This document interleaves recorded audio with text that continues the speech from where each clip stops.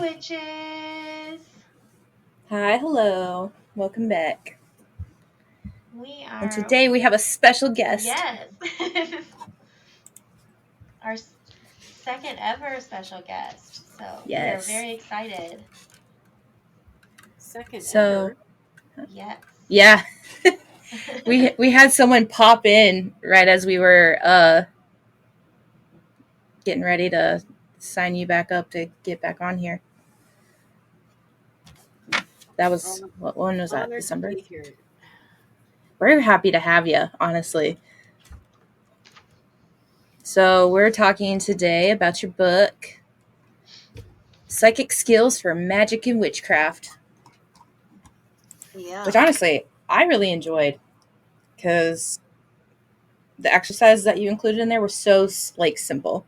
Like they were just something simple that you could do any time of the day, no matter when. And I really like that, especially in this fast-paced world. Yeah, you got to be practical.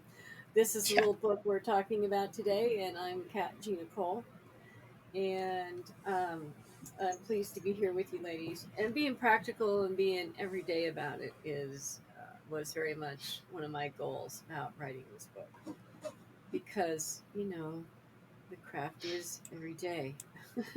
Yeah. yeah, And we have to recognize that we are in kind of a fast-paced world, and we gotta squeeze in our magical practices where we can. Yeah. yeah. Honestly, I was very excited too about the glossary at the beginning of the book. yeah, Oh that my was so gosh. nice.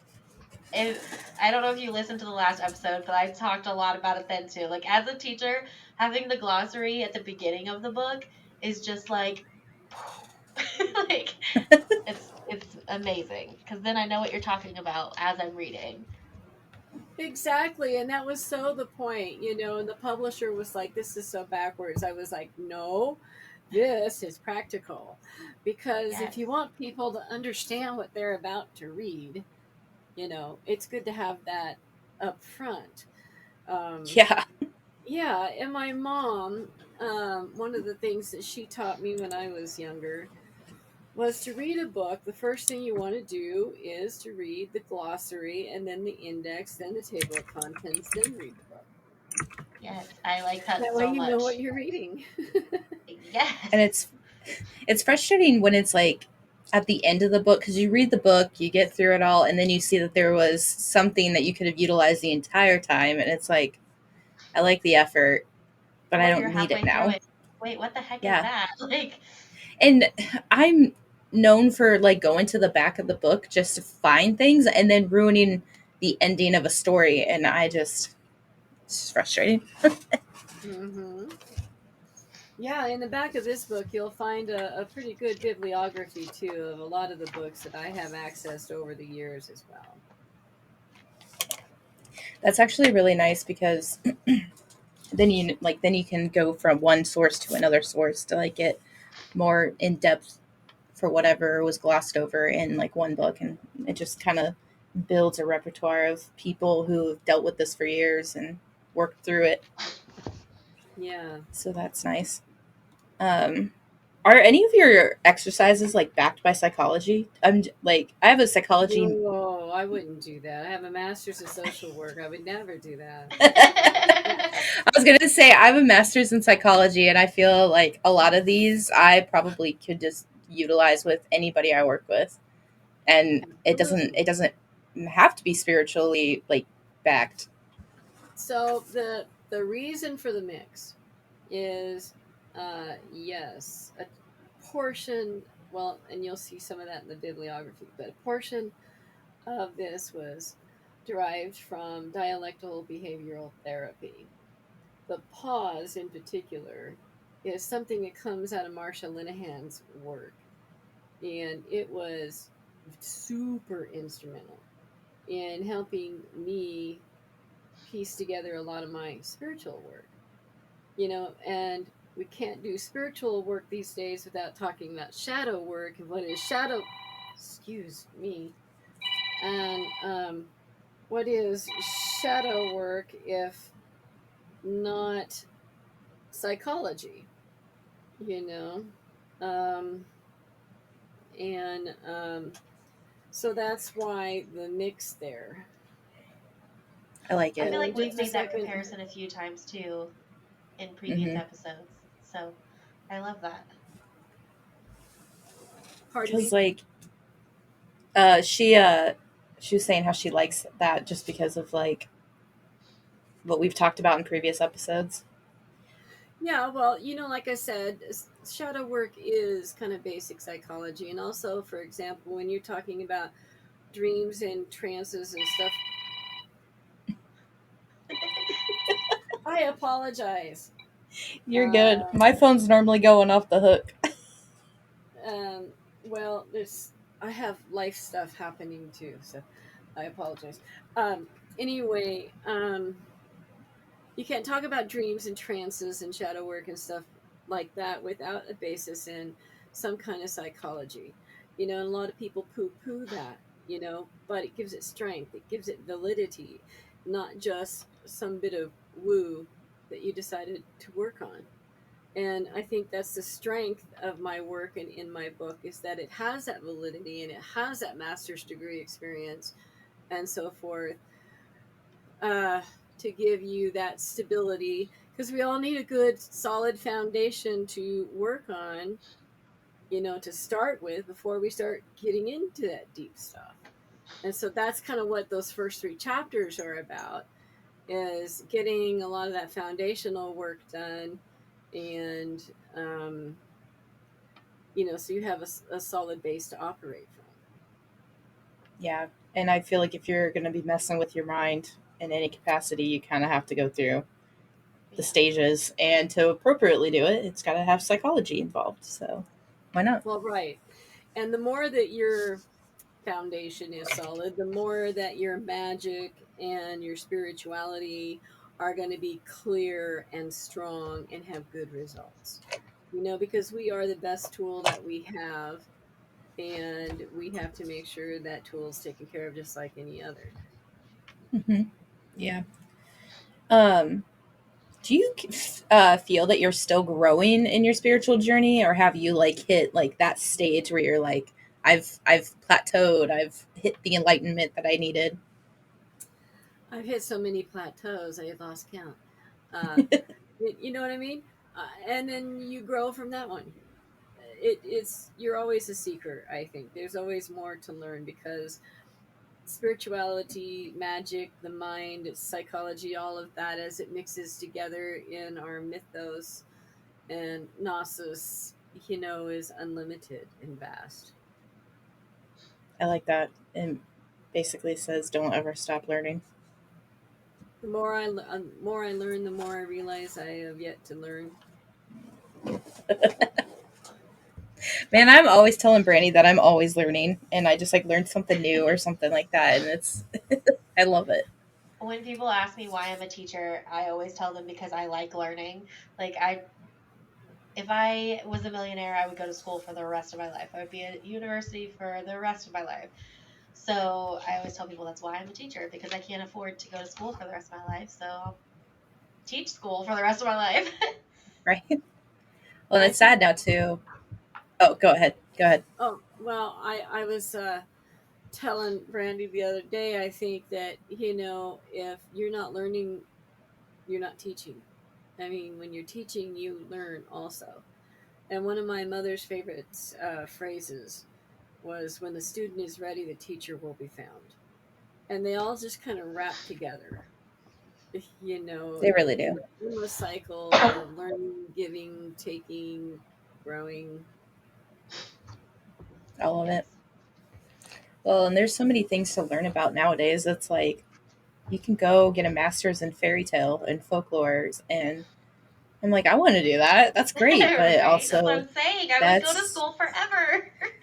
well, and the University of South Carolina out of Columbia actually just is starting their new master's program in, I think it's pagan studies or the occult, something.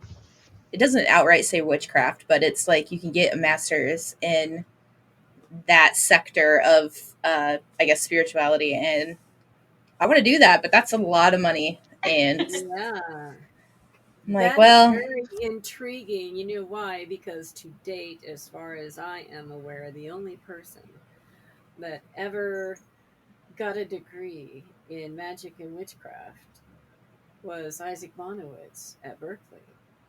oh Because really? you could create your own degree kind of program thing that they had going there at the time, and that's what he did. And he was only like 20, 22 when he did this, and then they fixed it so that could never happen again. Of course they did. Always ruin the fun. See, Mhm. this is why they put dampers on people who are learning because they just continually try to learn new things, even if it's not established. Mhm.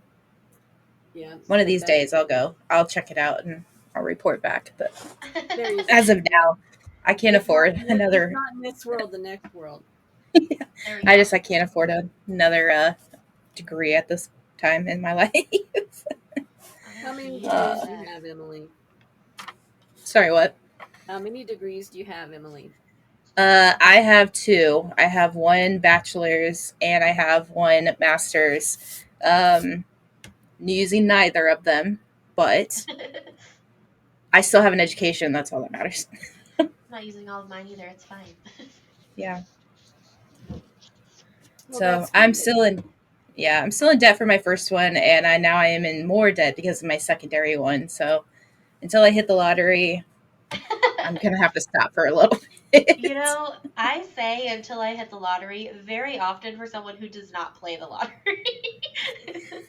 Right? I do that too. My hubby is like, did you buy a ticket? No. When I turned 18, my one of my gifts were like lottery tickets or like scratch offs, and I was like, "That's cool. I got $1, whatever." And then when I got my dollar, I just put it in my pocket and I walked away. My mom's like, "You're not gonna get more?" And I was like, "I'm not. I'm probably gonna lose my dollar. Like now I have $1 that I didn't have before, so I'm gonna keep it."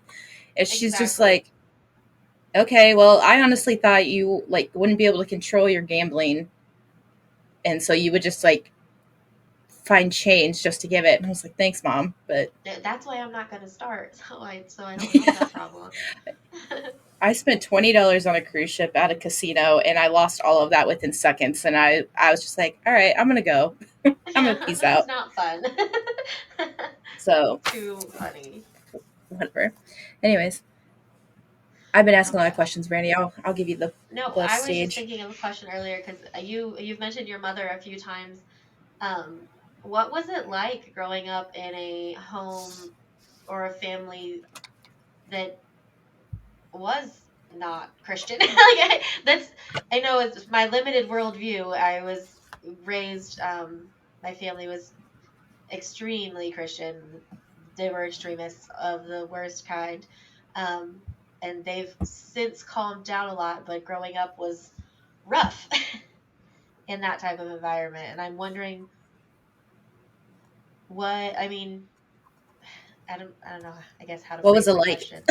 Yeah, just what was it Well, like? it was a mixed bag. It was a mixed bag because I had both. So, Oh, yeah, no, my mother was a Christian mystic, and she hid her witchcraft very well. And she taught me witchcraft through the Bible, right in front of the rest of the family, who was very Christian and or Catholic. But I was sworn to secrecy, and we couldn't discuss it with even the siblings or dad or anyone. It was just me and mom and grandma. But they all kind of sort of knew something. You know what I'm saying? Okay. And it just wasn't talked about. And so I was sworn to secrecy until I was 50 years old about witchcraft. Oh And my. I was not allowed to look outside of the family for any kind of pagan witchcraft anything until I was 50. So I didn't know that there was a witch school and a Green Egg magazine and all these other things that a lot of people had grown up with. I didn't even know the word pagan or paganism till I was 50. Oh my. that Yeah. sounds about right. That was 14 years ago, and now you can't shut me up. Uh, was your like for your grandparents was your grandma like a Christian as well, or was she just like raised Christian with like your grandpa? Like, how did that How was that dynamic Very that much. led But to grandma and everything? grandpa were very traditional in that you didn't bug grandpa until he may or may not have said something to you. We really didn't interact with him very much. And it's just an old fashioned way of families, you know. Grandma was very traditional, you know, old fashioned, granny, traditional English, Romany type magic and craft. We always called it the craft. Mom was the one who hid her witchcraft within the Christian confines, much to my grandmother's dismay. And they were always about it, you know. But What I are you thought it gonna was do? very clever. But because of my mom, it gave me an open mind. You know, it helped me to have more of an interfaith look at witchcraft and spirituality and things of that nature. And I very much appreciate it. You know, it. I didn't realize until after my mother's passing that it was actually a closed family system. Hmm. You know, but it was also I was also sworn to secrecy because it wasn't safe. You know, and it Yeah, still sometimes isn't.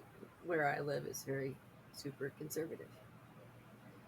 I hear that. yeah, same. Indiana is very I conservative too. It scares I was me. gonna say it's definitely more conservative where I used to live, like where Brandy lives, but now it's like I wouldn't say it's very out in the open, but it's a lot of people they don't turn their heads towards you just because there's like different cultures from like the years of slave trade in South Carolina, and it's I wouldn't call it like a freak show kind of thing, but they definitely uh label different cultures, not Christianity, as like, hey, come see this, come see that, come see this, that, or watch them do voodoo, and it's like that's their culture, like that's what they want to do. So it's not very hush hush here, but it's definitely like a weird look is given, which is Yeah. really nice. I mean, I've met like 4 pagan people within the first month of living here, which is really weird for me. But It's so interesting. I'm still thinking about the family dynamic and having to keep it all a secret and all of that because I it's funny that how we kind of rebel against our parents or our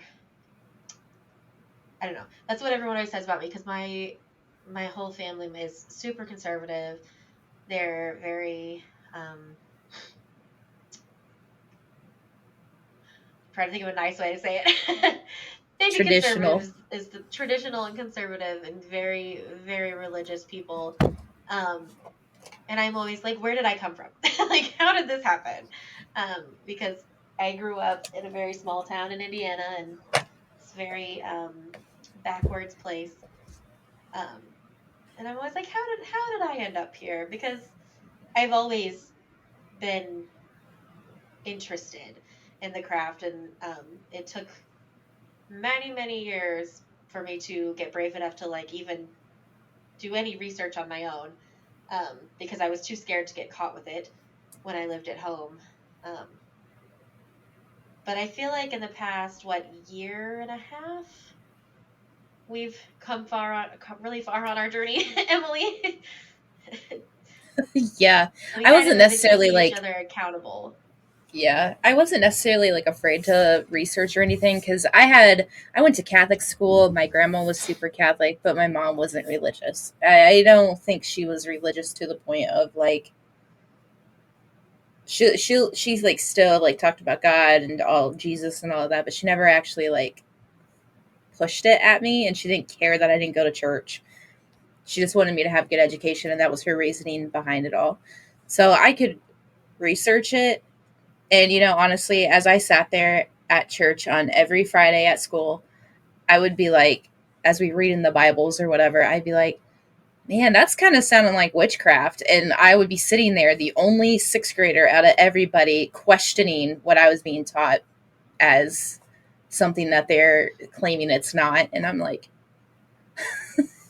That doesn't make any sense, but I was always called a black sheep of the family, so Right, but that's exactly what my mother would do, either at home or during Bible school. She'd lean in close and whisper, "That's an incantation. That's dream work. That's a spell. This is that," and say it to me very quietly right there. And it very much is. We all know now pretty broadly that they, especially the Catholic Church, borrowed so much of that from us, and they did it in order to incorporate us, to make it an easier transition, so to speak. Yeah, yeah. we've covered some of that.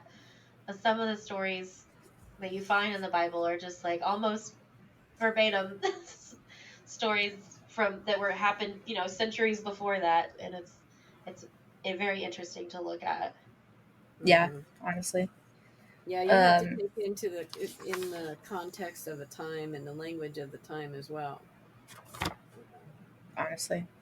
It's absolutely insane how much it's been like washed away until you start like looking at it from different aspects and trying to get a worldly view on it all, and then you notice Yeah, kind of what happened, I guess. yeah. Yes, thank you. Tell her she's gonna have to wait. Um, my sister's come to help me out because I'm convalescing. Um, anyway, Brandy, the other day when we spoke, you said you had quite a few questions about my book. What might those be? Well, some of them are about your book, and some of them are about just you. And then I have a couple of things that I just really liked, like as I was reading the chapter about ego. I was on page, I think, 44. It says. Um, Puppies. Uh, um, I wrote notes in the margins as I was going, and I wrote I don't like change versus my ego doesn't like change, because I was like, whoa, like that's such a um really big thing to think about, because I get serious anxiety in unknown situations or situations that are changing. So thinking about it like that was really helpful. Well, the ego is an interesting thing for sure. Pardon the background. Um, and the ego can do both things. It can help you, but it can also restrict you, Yeah. you know. Um, and that's why it's very, very important. I talk about knowing yourself, and the depths of knowing yourself certainly includes your ego, and getting to know what that is and how it works for you, how it works against you, how you can manage that, how you can take the things that seem to be working against you and turn them into assets and tools to work for you. Yes. Yes. So And that's I how just I've got been really, trying.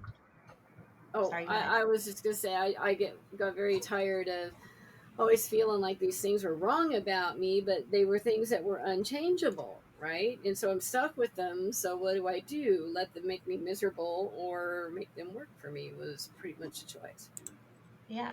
I feel like I saw that a lot at school, like in the school setting. right? It's Yes. just very unchangeable. It's like that. It's like that comic strip, the old school comic strips where you have like a monkey, a fish, a bird, and like an Yes. elephant all standing together, and it's like take this test, and the only person that would like pass it would be the monkey because it was Because the climbing test the was, tree, yeah.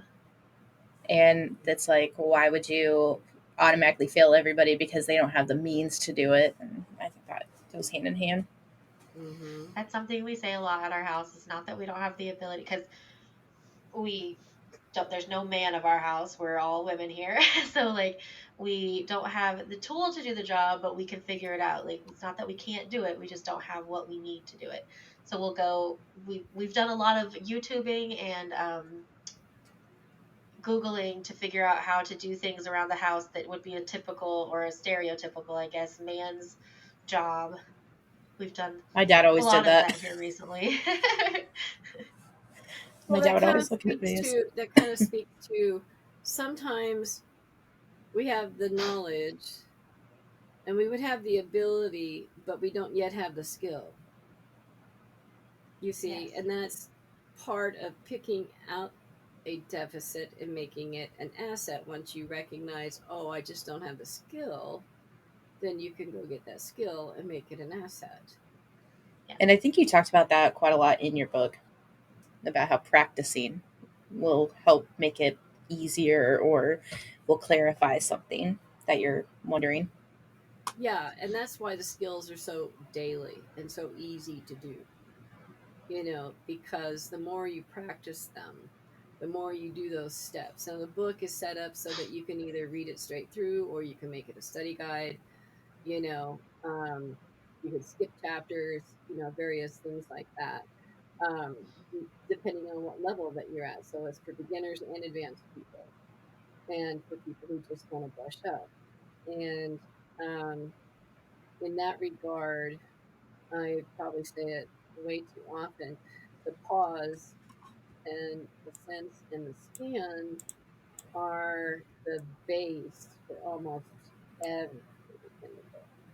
And I'm the base for almost everything I do throughout my entire life, whether it's spiritual, magical, mundane, or not. Because I get all of us have that moment when we get overwhelmed and we're just like, "Urgh," that's the time to pause and sense, okay, what's going on? Then you scan and go, all right, let's look at some facts. And you're breathing and you're relaxing. And the thing about that little pop psychology in here is that when you're tense, you can't, 30% of your thinking function goes away, and so it helps you regain that too. So a little bit of science and psychology in there as well. And it certainly allows you, like when you're in the middle of a deep trance or some deep magic or something like that, when you feel something of your own nudging up against you out of your comfort zone or whatever, in that moment, if you have that pause, sense, and scans skill, you can say, in your mind, you can say, no, I know, I recognize what you are, but you're going to have to take a back seat for right now. We're doing something else. I And like that's that that. foundational thing we were talking about earlier. Yeah. I like that a lot. Um, I just found a whole new set of questions. Oh my god! One Now of I'm the gonna have to. questions that I did have written down was, what didn't you include in your book that you either maybe wish you had, or what would be your best piece of advice that you didn't include? Well, there was an entire chapter of teaching psychics that got cut. Okay.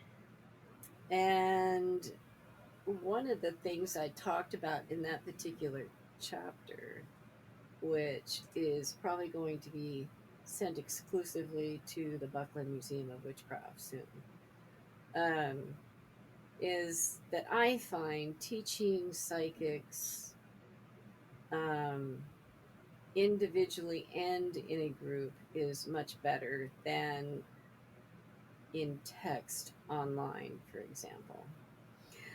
I like to teach my students video call, either in a group or one on one, because you get, or, face to face in person, because you get that connection, much like you do is with when you establish a relationship with a counselor.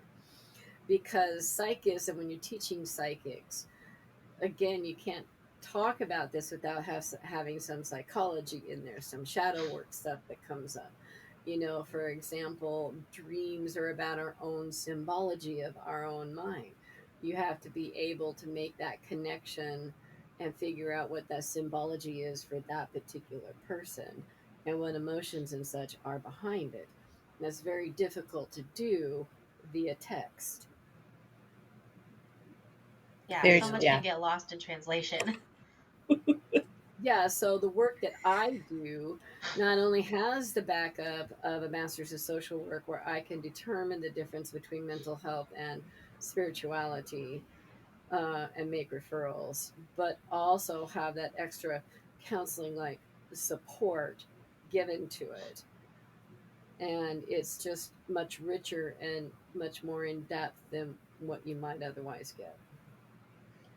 Yeah, when I was a social worker, we actually had to do a section in training. We had to do a section on how to make that like rapport really fast with the kids that we were seeing, or even with the family, so that you're not seen as the bad guy coming in. You're seen as like someone to try to help them, and it was just absolutely insane how Yeah, hand in hand they go. Judith Orloff. I found her book Second Sight when I was a young counselor, and it really gave me permission to use my intuition and my skills with my clients, which helps to establish that very rapid connection and bond. And it just really helps clear the way for communication a lot. That's for sure. Now, as somebody who was a counselor and still, I guess, still is in a way, and is psychic, do you believe in karma, or do you think that would be a negative thought?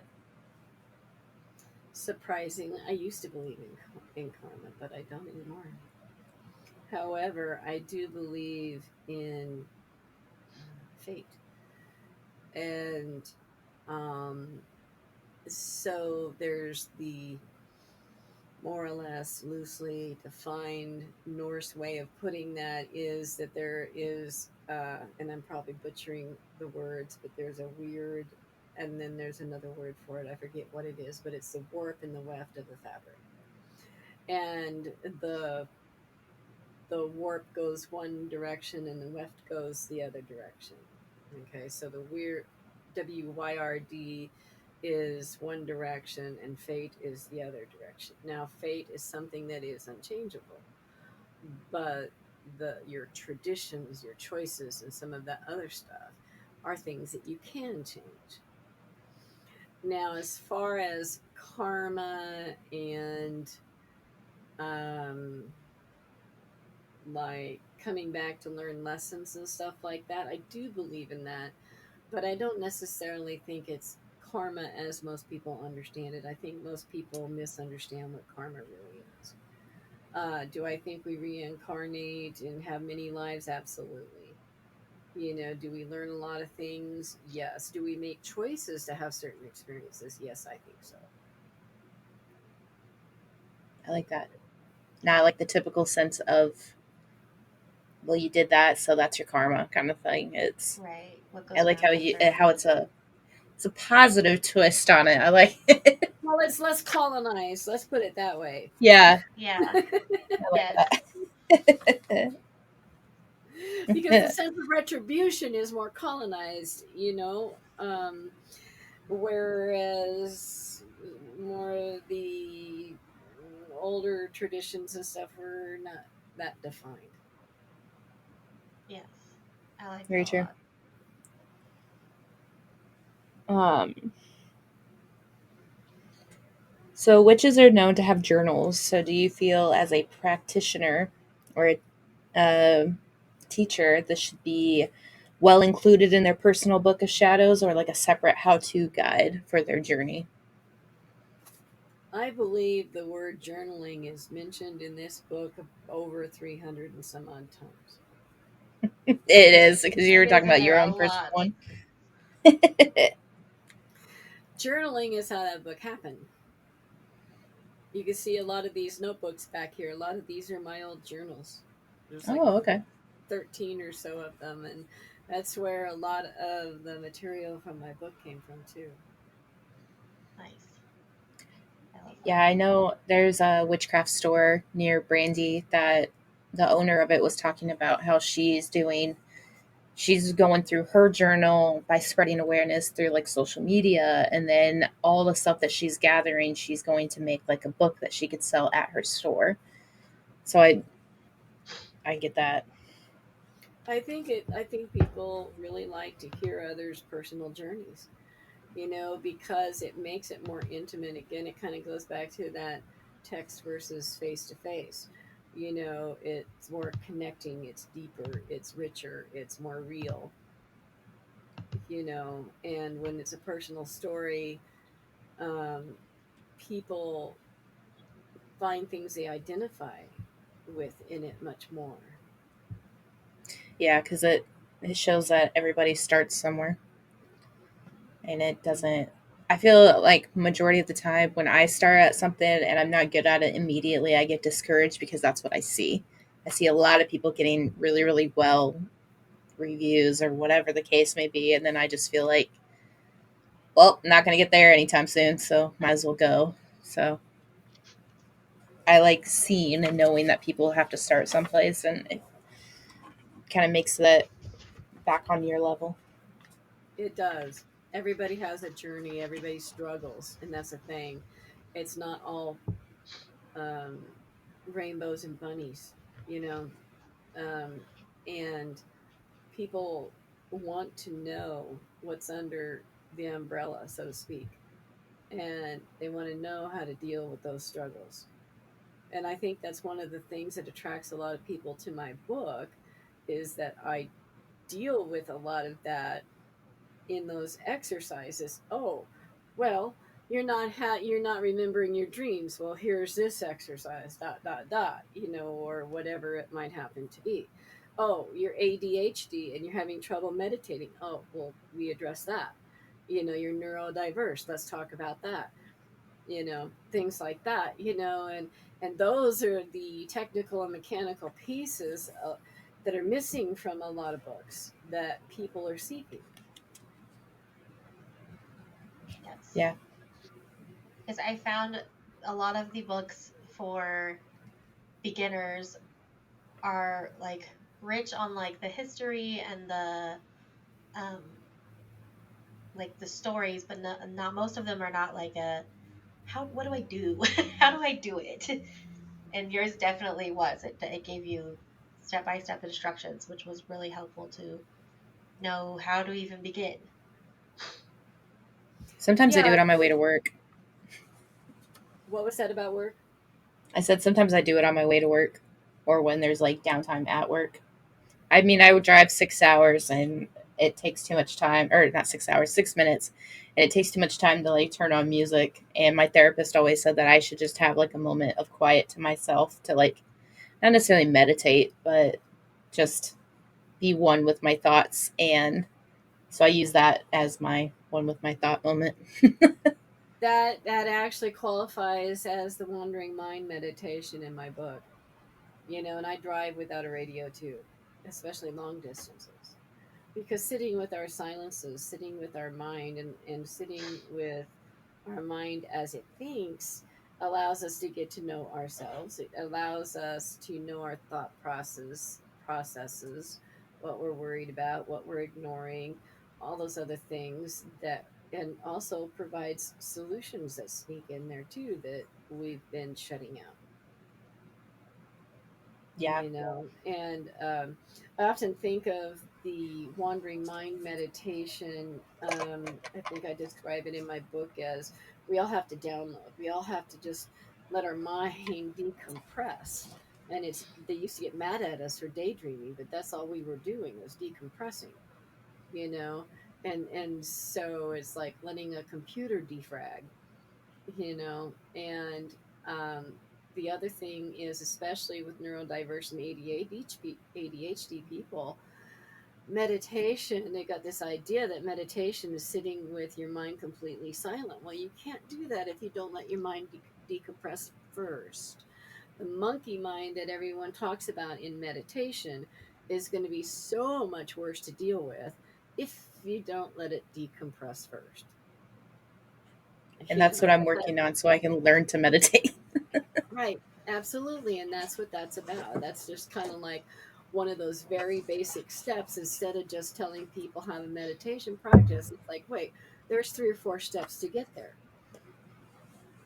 So let's Yeah. not forget those.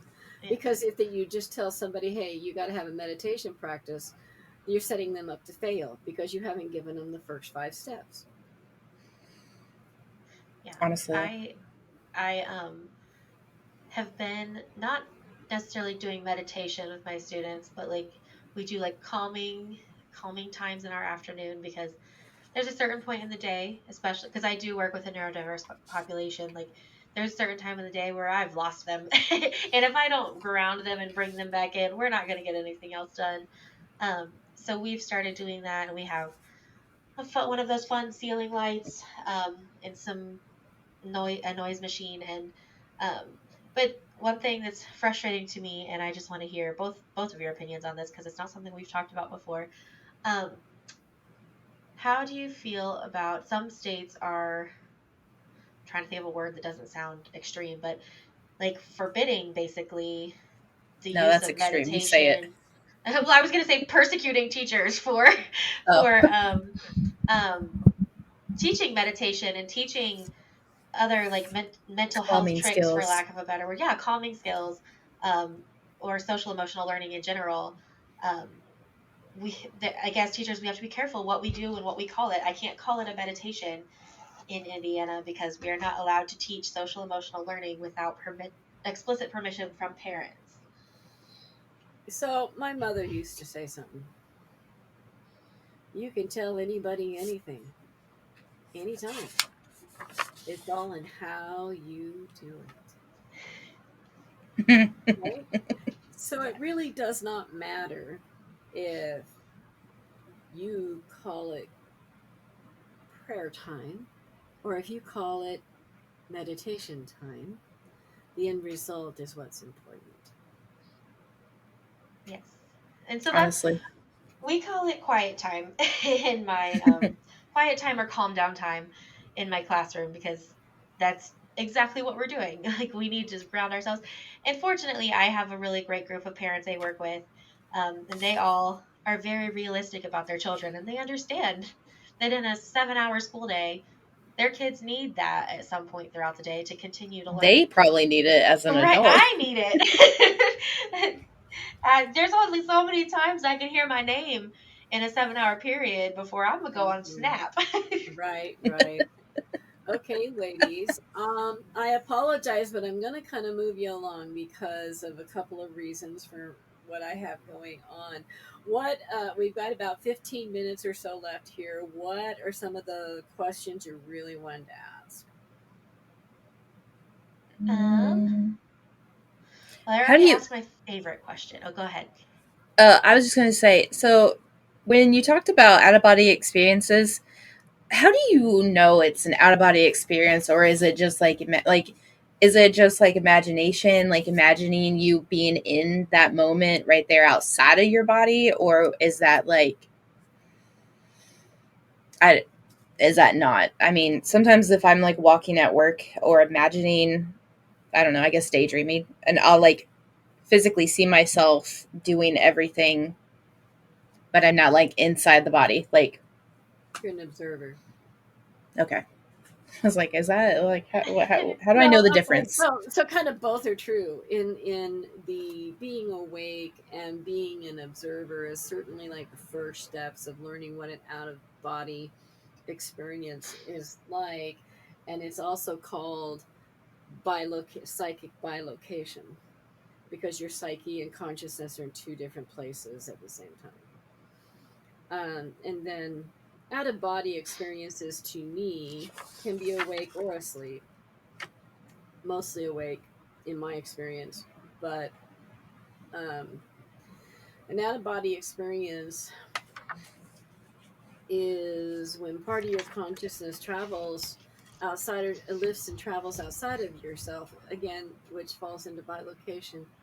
um, but it's always here in this world, in this realm, this time, this reality. Now astral travel, on the other hand, is 98.5% always when you are asleep, and it's anywhere and any when with anything, any timeline, any planet, any this, that, the other thing, no limits. So that's how I define those two things. It's not imagination. However, certainly the first few steps to it is imagination, is visualizing, is, thinking, hey, I'm going to lift out and go look over the roof of my house. while you're meditating. That's certainly the first steps of getting there. That's how you build that muscle memory to begin doing that. And then it goes from there and on into astral travel. Oh, okay, okay. Brandy, you had a question?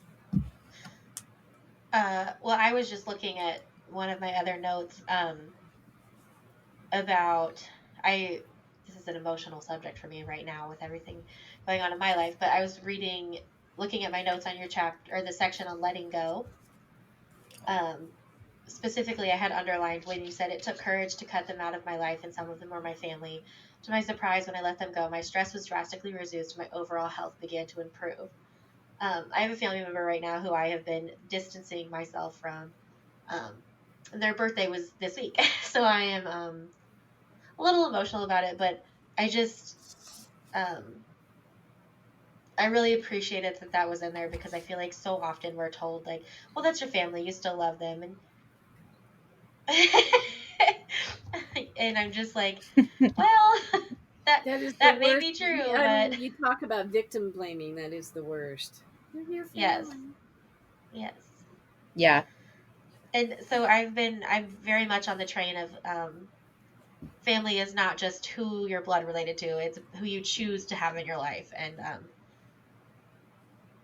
it I took me a lot to get to that stage. yeah, I'm It still on really that did. journey, I Is think. that letting go is an art form.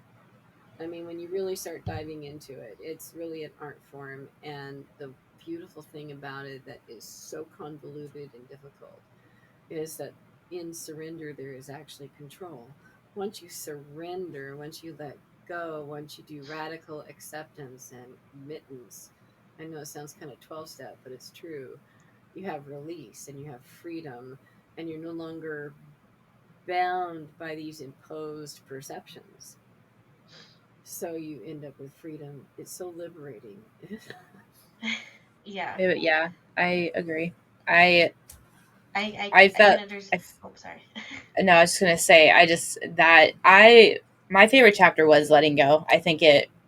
I think in the grand scheme of things, I'm very okay with like cutting people off that are not good for my mental health, my anything, my vibe. But it's also like I had to also work on getting down to like the little things. Like I'm a manager at a retail store. If a customer is upset, I don't want to take it with me. I don't want to take it home. Like I'll talk about it and then I just want to let it go. And I think that chapter really helped, I guess, get to the point where as soon as it happens, I'm like, all right, well, on with my day. And like I let it go immediately. And I never used to be like that. And it And was it definitely connects, that it really connects helped. with the later chapters on disassociation, compartmentalizing, and so on, because it those things begin the first steps to those things is the letting go chapter. So you Hmm. see how one thing will always relate to another. So the first steps are always there in the book as you progress on. And so you begin with letting go, and later on you get to the place where you can cut it off, dissociate from it, compartmentalize it, and use discernment and say, okay, this is for later, this is for not for now. I'll come back to you to see. That's the healthy part, is when you come back to it. When you bury it, that's the non-healthy aspect. So Yeah, we have to be careful about that. But and so that's how all those chapters kind of later connect to each other, and those steps. And you can see how that would be very helpful in magic as well, and in knowing yourself. Because again, like I said, if you're deep in the middle of, say, a 40-person public ritual and you got triggered by something, you can be going, not now. Yeah. yes. And I think that shows a lot of mental maturity too when you get to that stage.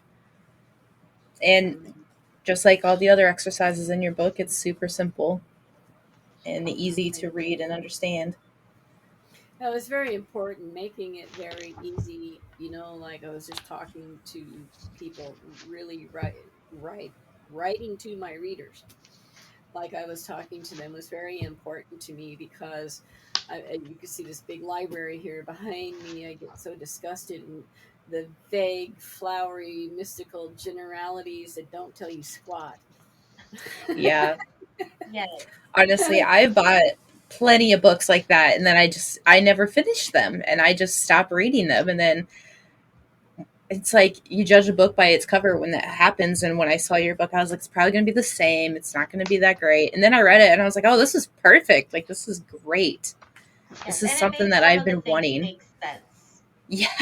Like some of the things, like the chapter about flying, for example. Like when I first saw the title, I was like, oh God, here we go. But then I read it and I was like, oh, okay, that makes a lot more Yeah. sense.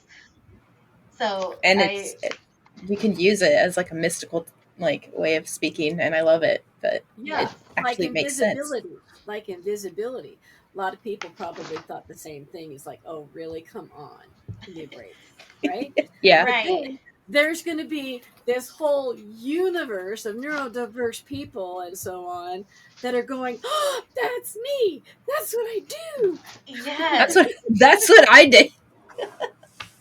Yeah, it was great. I loved it. It was a great book. So Okay, we have about 9 minutes left, I think. And you mentioned something the other day when we were doing our like test run, um, about a story where you were wanting to tell Yes, yes. about the So, documents. yes, okay. So, I didn't know about this 50 years of pagan history, written history, and all this other stuff.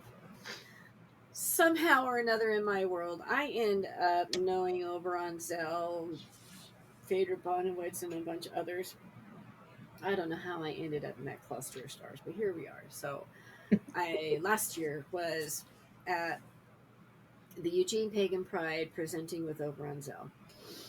And one of the people that came through, Sarah Brandt, saw Oberon, and Sarah's partner had passed away sometime before, and had been an avid collector of all kinds of pagan periodicals and magazines over many years. So she went home, got them, and brought them back. Well, Oberon was in the middle of moving, so they ended up in my vehicle. I get them home, and there's boxes and boxes and boxes. It's the entire 50 years of pagan history I did not have. I'm not joking. Every single Green Egg magazine, um, things written in person by Doreen Valiente in 1963 and 1964. The entire works of Dr. Leo Martello, the entire Llewellyn Gnostica newspaper collection from beginning to end. And I mean, it's a big newspaper. I didn't know that existed. And all these articles from Buckland and Bonowitz and Oberon and Martello and Mr. Llewellyn himself, and just all these tons and tons of. My husband didn't see me for a month. I was burying it, right? So I, at one point, I didn't even know who Dr. Leo Martello was until this point, right? And he was a famous Welsh witch back in the day who was also gay. And these people were not quiet. They were activists. They were laying the groundwork for us to be able to practice the way we do now. And in sympathetic magic, sometimes, and in psychometry, you could touch something and you could feel that history or make a connection, right? So I picked up Dr. Leo Martello's works, and I can tell right away, he did these by hand himself on his own typewriter. And I get this fuzzy kind of tingly feeling, and I'm just kind of like, all of a sudden, I'm like, hello. And he's right there. Big dark cloak, big dark hair, looking over my shoulder, and he's an inch behind me. And I'm like, hi. And he was there the entire time. I had these documents in the house. Didn't matter what room in the house I went in, he was right there. And he's an intense fellow, you know. Uh, but he just wanted to make sure that things were going right with his works, even now, you know. And I did get the chance to tell Stephen Intermill Buckland Museum that story, but not on air. And Stephen was saying, yeah, we have a few ghosts around here, around the museum too, that are kind of like that. So it was really kind of fascinating to not only get that 50 years of history, but I got to chat with Dr. Leo Martello a little bit about his works, and then I could pick up the phone and still call over on Zell or Aiden Kelly or Fader Bonowitz and go, hey, what about this? And they can fill in the blanks. So it was just a fascinating, wonderful little gift moment in time to be able to catch all of that, That's really and cool. yeah, and I have some people that are like, "Oh, and you were okay with this guy hanging out?" And it's like, "Yeah, we're witches. We got skills. It's okay. We do this crap every day. Right. This is not a new It's phenomena. okay. It's Right. okay." Well, and he wants to make sure everything's okay with what he like so lovingly put so much effort into. So I don't. If I was him, I would do the same thing. I'd be like, "What are you doing?" Yeah, yeah. But I love how sympathetic magic can work that way if you're a medium enough and or sympathetic enough to be able to be open to those kinds of vibrations and let them in. And thank you for reminding me of that story. It's just a treat to share, Brandy. Thank you. Absolutely. Yes. Yeah. So where's this museum you talk about? Where is it located? Ohio, the Buckland Ooh. Museum of Witchcraft is in Ohio, and it also has a Facebook page and a YouTube channel. They do lots of interviews and many different things. They do tours. They do Halloween, excuse me, Samhain stuff and Halloween stuff, um, and all kinds of fun stuff. They're amazing. But when I got all of these works, and then I picked up that Valiente piece and my hands started trembling, I was like, oh my God, this is like the Holy Grail. And well, nothing is kept secret. And other people were like, hey, we would like this, that, or the other thing. And Martello is right here. I'm like, don't worry, it's going to the museum, dear. Nobody's getting this but the museum. I love Oh my that. gosh, that's so fun. Yeah. So if anyone's interested in Ohio or passing through, definitely stop by. It's not that That's far great. from me. Yeah. All Road right, trip. ladies. Well, I have to wrap up, and I That's thank fine. you very, very much for the opportunity to share this with you today. Thank Absolutely. Thank you you. so much for reaching back out. We were glad to be able to get you on after having reviewed your book. So that's awesome. Yeah. Thank you And for I hope that. everything with your husband's going well. And I hope you a speedy recovery. And Thank you. Thank you. yeah, no problem. Many blessings. Yes. Thank you. Thank you. Bye. Bye.